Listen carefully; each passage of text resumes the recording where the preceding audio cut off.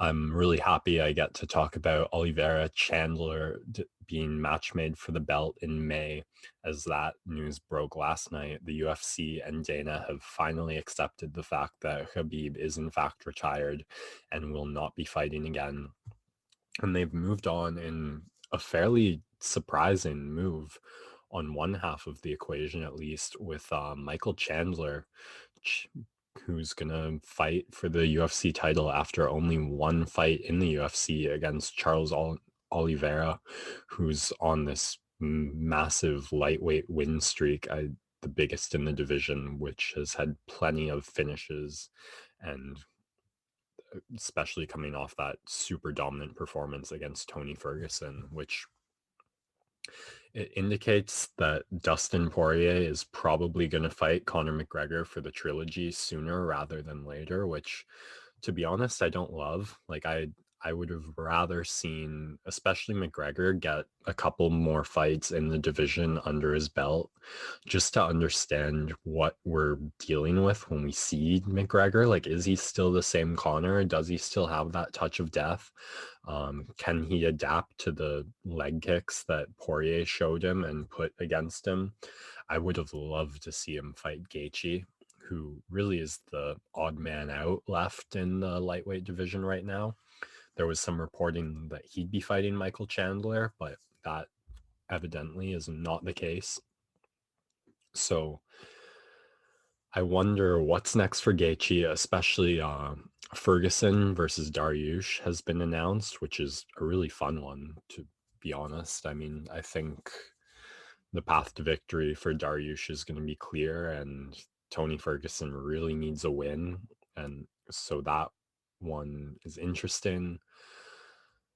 I don't know who else there is for Gaethje, like Dan Hooker, Carlos Diego Ferreira, maybe Paul Felder, but you've got Gregor Gillespie fighting Brad Riddell. You've got Islam Makhachev, so there's certainly names, but I kind of thought he'd be more relevant in like the big names title picture, especially with how exciting his style is. But I can't be upset about the decision this is all going in at the end of the day because I'm so happy Charles Oliveira gets to fight for the title.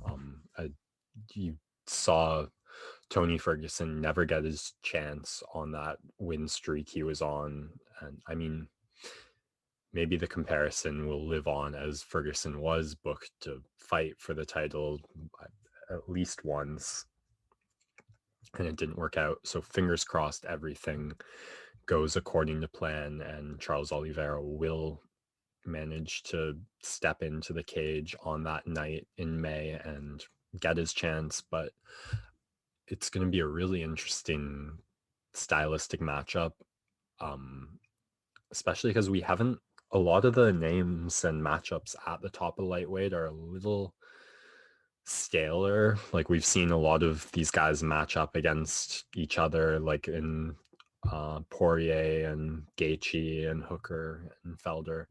So the other thing that kind of jumps off when I think about this on first reaction is that neither of these guys have fought Khabib like the rest of the top of the division has. So I wonder if that's the UFC trying to really jerk the focus away. And then when a guy like Gaethje or Poirier, who's lost to Khabib in the past, steps into the octagon to fight for the title, they've got a couple more wins on their record and further distancing themselves from that loss. So you can say there's been some evolution on their part since then.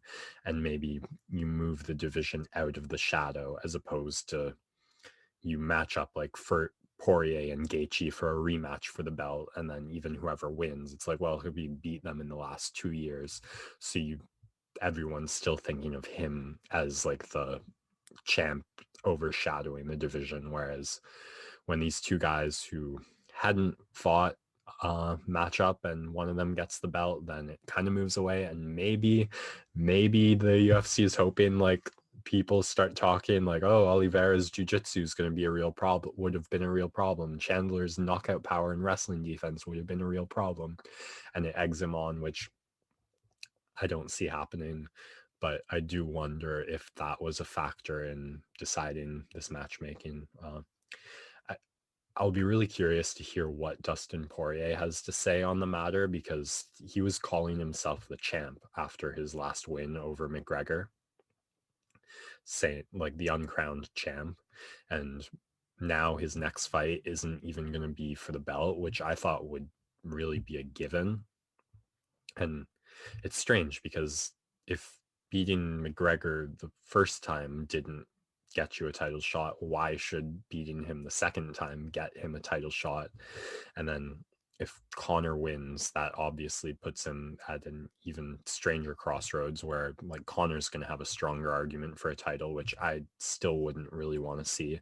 I'd want to see more wins for Connor. So McGregor Poirier 3 trilogy, a great fight for pay-per-view, interesting in its own right for sure, but I not really the matchmaking I'd love to see there.